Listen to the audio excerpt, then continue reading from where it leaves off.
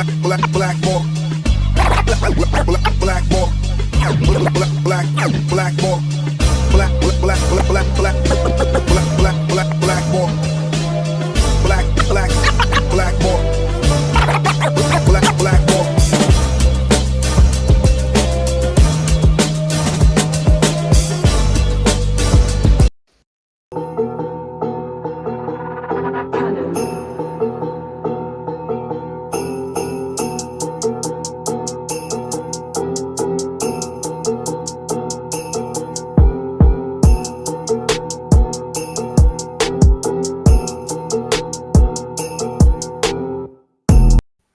Welcome to Blackballed. My name is James D. Fiore. We have a really good show today. It's almost unexpected, but my co-worker here at the Dean Blundell Network, Lachlan Cross, introduced me to one of the most impressive people that I've had the pleasure of talking to over the last little while. He is the Director and Inuit Rep from Tuktoyaktuk, Northwest Territories. I get so I need to pronounce Tuktoyaktuk so well that I fucked up Northwest Territories, but that's how we do it here. His name is Lew Jobs. And I'm going to let Lew talk for himself. But what I found so interesting about this is sometimes when you have this passion for altruism, when you are determined to help people that may not have life together as well as you might, that's the kind of stuff that I think humanity should be made of. And when I met Lew through Lachlan, that's the kind of vibe I got. But sometimes when you put all this effort in to try to make life better for other people, there can be a bureaucratic obstacle in your way. And that is what we're going to talk about today. So I would like to welcome Lew Jobs to the show and my friend, 95.7 Cruise FM morning man, Lachlan Cross. Lew, Lachlan introduced you to me last weekend, and he told a really compelling story about what you were going through. Rather than me tell it, though, I would like you to kind of start the same way that we started over the phone and just let everybody know exactly what you've been up to and what kind of obstacles that you have run into. Sure. So my name is Lew Jobs. Like you pointed out, I was born in Tuktoyaktuk, Northwest Territories, 1967, and I am the Inuit Board Representative for the 60 Scoop Indigenous Society of Alberta. We're based out of Edmonton. I am a 60 Scoop survivor, as well as all of our board members. We have board members from Treaty 6, 7, and 8. We have a Métis rep, and I'm the Inuit rep, so we try to we also have a Treaty 4 rep. So we try to span all the treaty areas here in Alberta with representatives. Luke, let me just cut you off for a second because I want to make sure that some of our viewers who might not be familiar with exactly what the 60s Scoop is. Yeah. Can you let us know exactly what? I know what it is. Lachlan knows what it is. Some people just might not have much of a background knowledge of the 60s Scoop. Sure. So between 1951 and 1991, the federal government allocated the child welfare system over to the provincial governments, and they went in to Indigenous homes and removed their children and put them in foster care or put them up for adoption. There is the AIM movement in Saskatchewan. There was Adopt an Indian or Métis child. Basically, we were taken away from our parents and given to non-Indigenous families to be raised. Some of them went into foster homes. Some of them were bounced around for, I've heard up to 27 foster homes in some of the people I've talked to so far. Average foster home, I would say, is about 15, in fairness, about average. And then there are the ones that were adopted, like myself, that just stayed with the one family. That's 60 Scoop in a nutshell. Why is it just the 60s that is in the title? 51 to 91, right? So okay. they just labeled it the 60s Scoop is what it is, right? So this was happening. I know that the the indigenous schools, like that controversy. So it was happening simultaneously. I know that started a long time before that, but like, well, the indigenous so our residential schools go back. Yeah. I mean, they're industrial schools. They go back like before Canada was actually a country. So that goes right, but back they were still long happening though, ways. were they not at Yeah, the they were same still time? happening. Yeah. Yeah, for sure. They didn't stop until '96. So this was still going on. They were going on simultaneously, right? So people would our parents, like my mom was a residential school survivor, would age out, so to speak, of their schools, go back home, have children, and then the government would come in and take their kids, saying, you know what, you guys are shitty parents.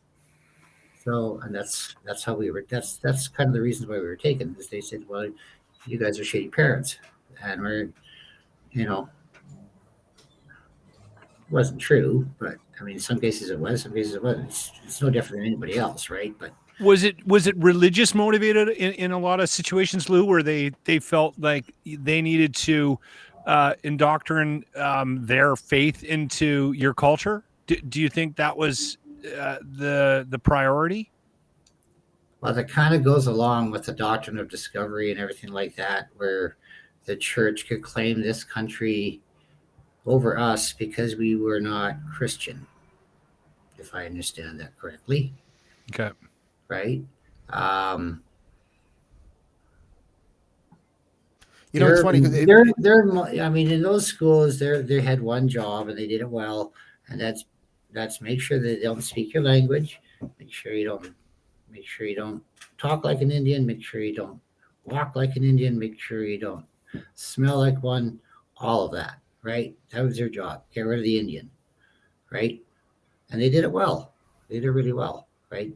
And then when they went home, they started having kids. Well, that's where my generation comes in, and they went in and said, okay, you guys are not fit to be parents. We're going to take your kids and we're going to give them off to these other people to raise, because in our opinion, we think they would make much better parents.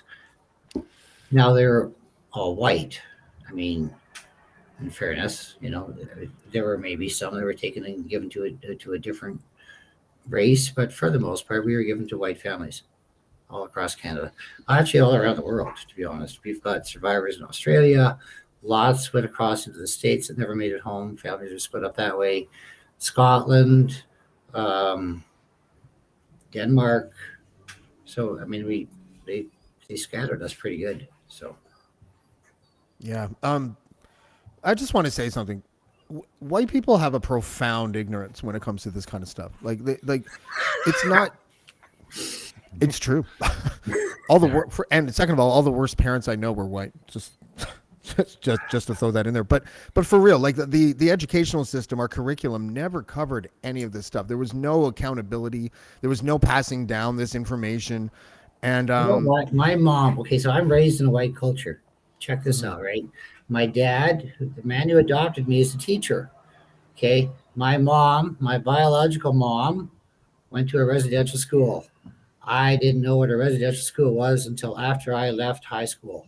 For real. Nobody told us that shit. Not one person. Right. And really, so that tells you a lot right there, right? I had to, and I was shocked when I first heard it. I didn't want to believe that this country would do that. Yeah. I couldn't believe that they would do that.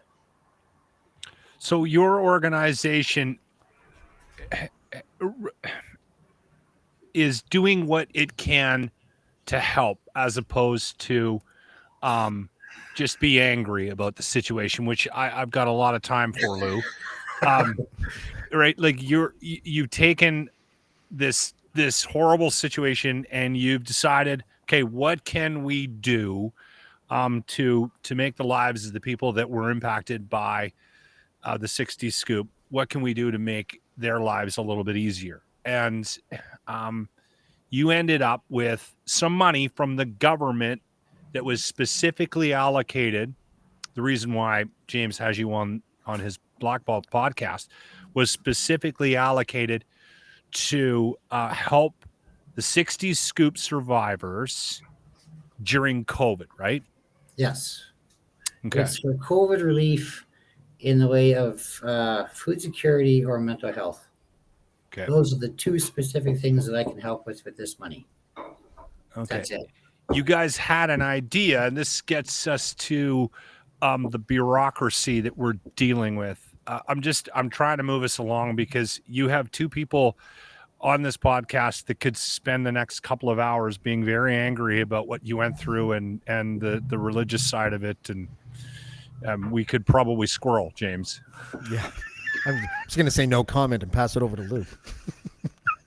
But you had this money allotted. You did what you could to help. You ended up with a certain amount of money left. Somebody on the organization, or it was a group of you, had this realization that you helped out a number of people, but you didn't get to the homeless. No, we didn't So, reach. what Actually, would- we yeah. didn't reach any of the homeless in any of the locations we went to. Right. So that was pretty. That was glaring.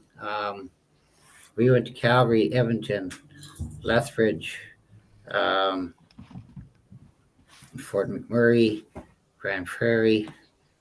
I'm missing one here. Cold Lake, and out of all of those locations, I think we saw 3 homeless people come through our doors to get some help. Right.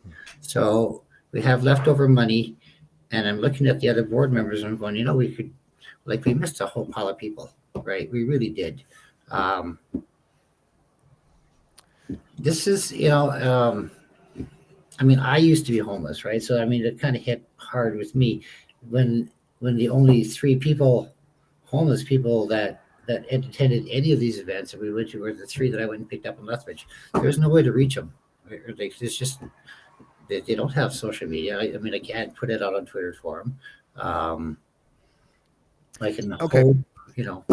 So the specifics about what you've done, and I think it's super impressive. You were able to get the government to commit to $200,000 in total value, but it had to go to food or mental health. Right. And what you've said to me, and I find this remarkably, from the government's part, kind of remarkably short-sighted, is that what you were saying is that to help the homeless people, it's great to give them food cards and stuff like that. But what you were really hoping for was to get backpacks for homeless people, and inside the backpacks put gear, things like socks and things like that. And the government, because of the wording of the original contract, specified food and mental health. And I think that you could make an argument, although it might be a creative one, that maybe this gear would help their mental health. But because the backpack and gear like socks didn't fall under those 2 categories that were sort of in the contract, within the legalese of the contract, that they wouldn't provide that, they wouldn't release that funding for those specific things. Is that basically correct? Yes. To be clear, we have the money in our account. Okay, we could actually say, F you, we're going to spend this anyways, right? But when it comes time to audit and handing in receipts, then they're going to turn around and say, well, we told you not to spend it this way, and now we're not going to help you out anymore. That's the risk that we would take in spending money on things like socks and underwear and backpacks and deodorant and toothbrushes. Somehow that just doesn't seem to fall into the mental health category for the homeless. And I don't understand that one. So I have money to buy it. I'm not allowed to. And that's where my head fucking near exploded. To be fair. What do you mean I can't buy this shit for them? They need this. This is it's a survival package. This isn't trying to solve the homeless. I'm just trying to give these people a little bit of help and ease their minds a little bit and show them that people actually care for them. That's it. That's the whole idea, right? And yes, they are survivors. But it wasn't just going to be the survivors. I'm not going to go into any area and say, oh, wait, are you a 60s group survivor? I can't help you. That's not the way it works for us. Okay, we're going to help everybody. So everybody was going to get a backpack. Well, I can't do that. So. And the breakdown was, because I think this is important. To talk about the breakdown. So you were able to buy gift cards for McDonald's and for Tim Hortons, and you were also able to buy gift cards for Walmart. Is that right? Yeah. Okay. And was there a stipulation attached to the Walmart gift card specifically that said you can't buy anything other than food? No, they can go into Walmart and buy anything they want, right? We pick Walmart because it's a super center store, so you can buy, if they anything. wanted, they could go buy some clothing and some groceries or whatever they wanted, right? We should probably talk. I'd like to talk to you a minute about the gift cards, and I'm pretty sure they're going to be people saying, listen, these are homeless people. They're going to try to scam these cards. They're going to sell them off for booze or dope, right? The only reason I'm not giving these people cash, I don't really care what they spend the gift cards on. I really don't.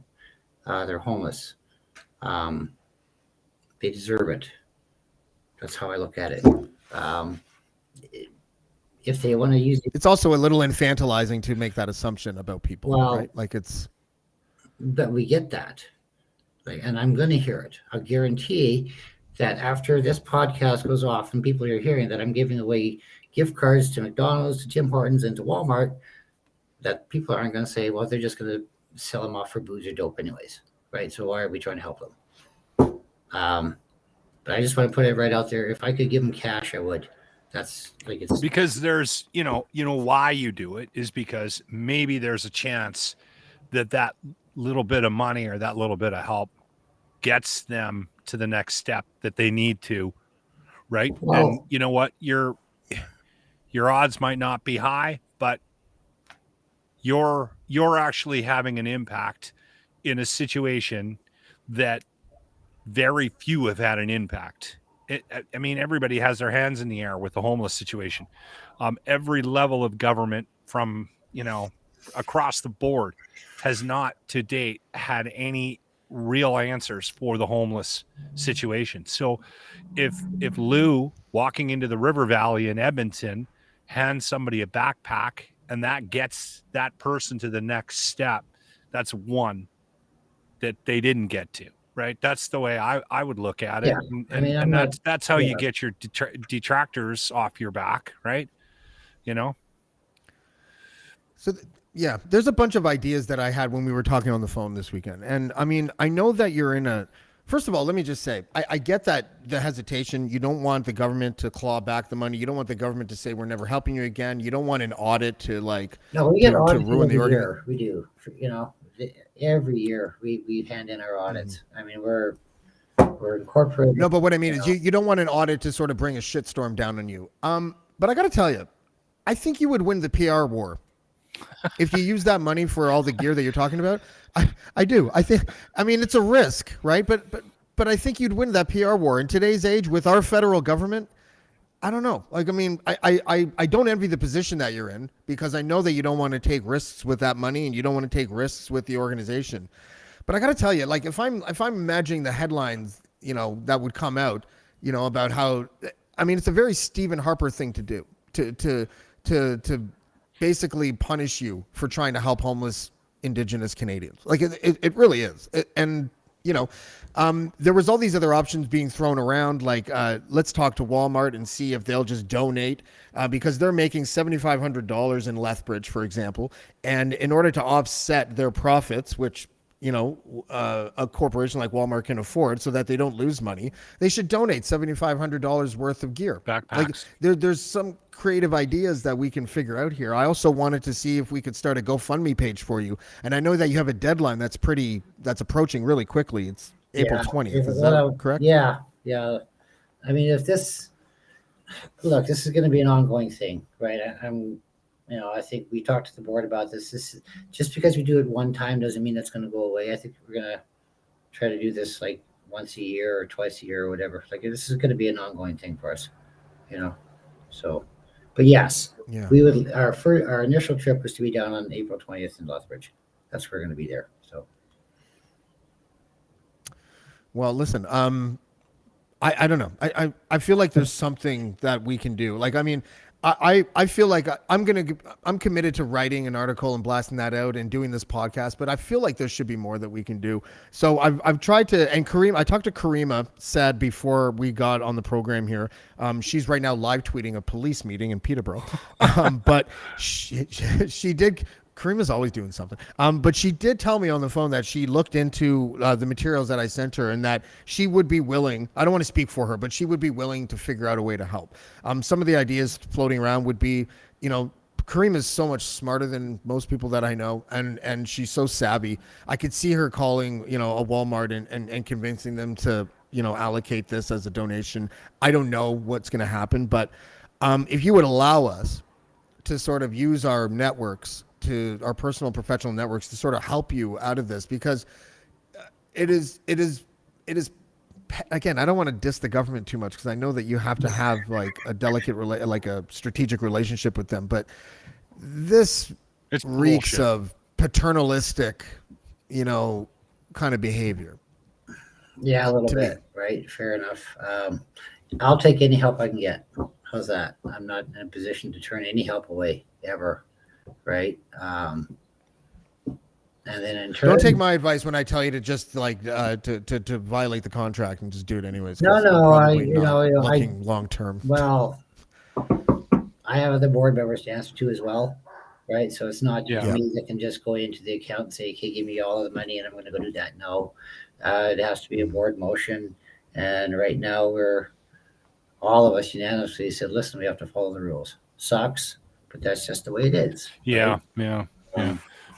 I'd like to find out what the reason behind it is. I mean, I understand wording, but I mean, rules get broken all the time. Politicians break rules all the time. Right. You'd think that they would understand what you guys are going through and go, you know what? Listen, we're just not going to go get the backpacks. Right? Do you remember Tony Clement? When Tony Clement, the federal conservative MP, received a bunch of money for his riding that was supposed to go to infrastructure, and then he bought his own neighborhood, this like luxury neighborhood, a big gazebo that cost like $200,000. Yeah, you have to channel your inner politician. I think Lachlan's onto something here. Listen, I'm going to let you guys go. Lew, you keep me posted on this whole situation, okay? We're going to do what we can on my radio side of things too. I have an interview coming up with Lew that we recorded earlier today that's going to run on our show before the end of the week. And I'm also going to hook you up with somebody that I know locally that does a lot of work in the homeless, with the homeless in town. And at the very least, he might be able to help you. His name is Bryce. He might be able to help you track down some of these people, some of the more vulnerable in the Edmonton area, right? And they do quite a bit of work.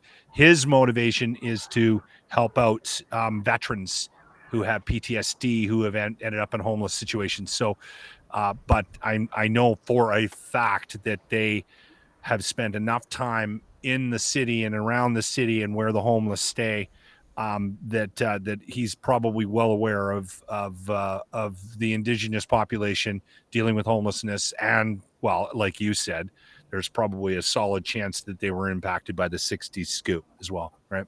Mm-hmm. Yeah. Lew, you're a good man. Thank you. Thank you, Lachlan. Thanks for having me, James. Thank you for joining us. No problem. Thank you, buddy. That's Lachlan Cross from Cruise FM. Yeah, Lew, listen, like, we're still going to do what we can. This podcast was a little bit last minute, and we're probably going to run a little shorter than I normally run. But if there's anything that you want to say that you think would help sort of spur on something, please, now's your chance. And after this podcast, I'm going to make sure that we keep in touch over the next 48 hours to see if we can get that GoFundMe page up. Because I feel like people, if they listened to the specifics of what you're going through, that it would just be a head scratcher. You might even get a couple of conservatives that hate Justin Trudeau so much that they'll just donate to try to pick up these gear, whatever the reason is. You know what I mean? Like, it's fine as long as these people can get, if they're something to help them when they're on the street. And is our blessing, then I guess hate away. I thought you were going to say something else there. I was like, shit, I shouldn't have said hate. Nope, he got it. What's the website URL?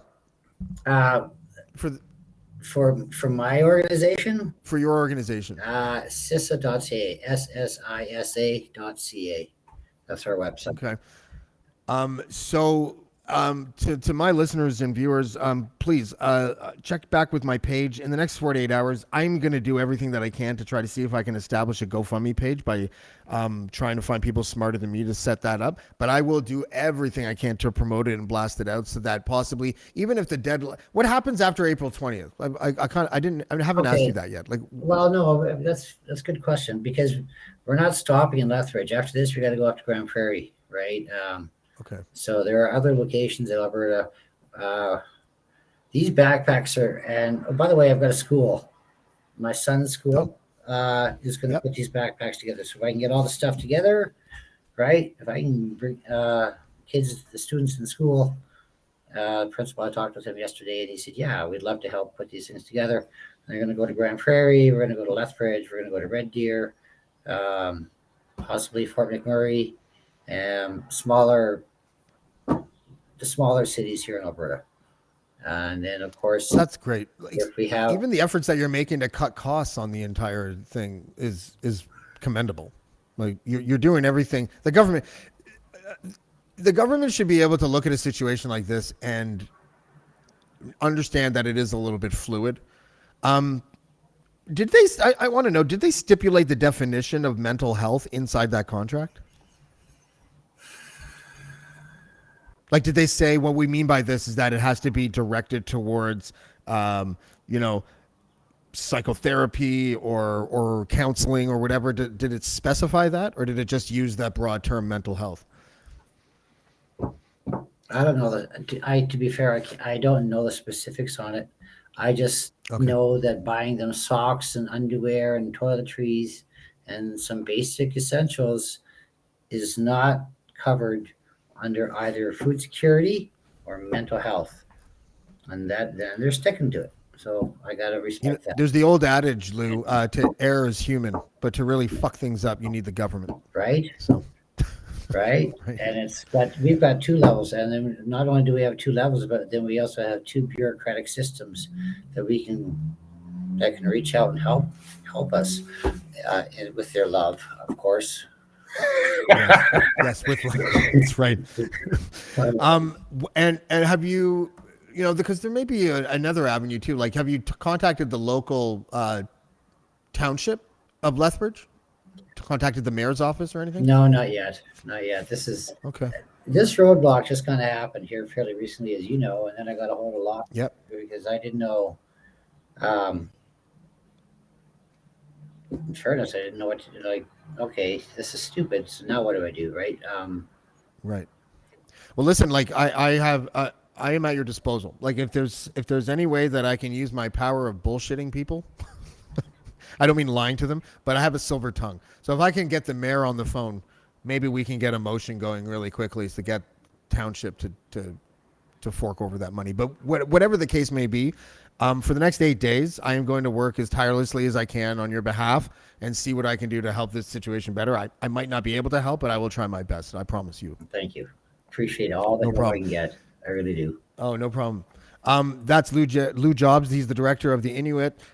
He's the Director and Inuit representative from Tuktoyaktuk. Can you say that for me, please? Tuktoyaktuk. I'm trying to read it. Tuktoyaktuk in the Northwest Territories. I'm the whitest guy ever. But listen, we are going to be in constant contact over the next 8 days. So I thank you for joining us, and we'll talk soon. Okay, bud? Thank you very much for your time and for all your help. Thank you. That's Lew Jobs. Listen, this is why the government, any level of government, really kind of pisses me off. There is a standard practice among government policies and the bureaucracy attached to it, and there's no room for malleable fluidity, like when a situation calls for it. I still think that Lew would win the PR war if he just did it, but I don't want to advise him to do something that might get him in trouble down in the future. So, guys, listen, stay tuned. Come back to my Twitter page in the next couple of days, because I know that we're going to be able to figure out a way to either launch a GoFundMe page or, try to get maybe even a phone campaign to encourage people to email and call local governments in Alberta where his organization is heading to. I know he's Lethbridge. He said maybe Fort McMurray, a couple other places. And keep coming back to my page. I will post something in the next couple of days that will put us in the right direction to try to help victims of the 60s scoop and just homeless Indigenous in general. This seems like a no-brainer. I'm really disappointed in this government, which is hardly a surprise because I'm pretty much always disappointed in this government. Okay, later on in the week, we have R.A. the Rugged Man coming. Next week on 420, I have one of the most remarkable families in Canada. I have Gail Harvey, and her children, Katie Boland and Michael Boland. And Gail is a director. She was the director of Heartland. Michael Boland is a rapper, and he's a really fucking good rapper too. And Katie Boland is an actress. And this family tree is really talented. And in fact, their dad was the writer. I have to make sure I get the first name right, of that Dave Steve book, Tomorrow I'll Be Perfect, by Kevin Boland, who's their father. And it's just an amazing family tree. So don't miss that. Again, my thanks to Lew Jobs and my thanks to Lachlan Cross. And we'll see you next time on Blackballed. Thanks, everybody. Blackballed. Blackballed. Blackballed.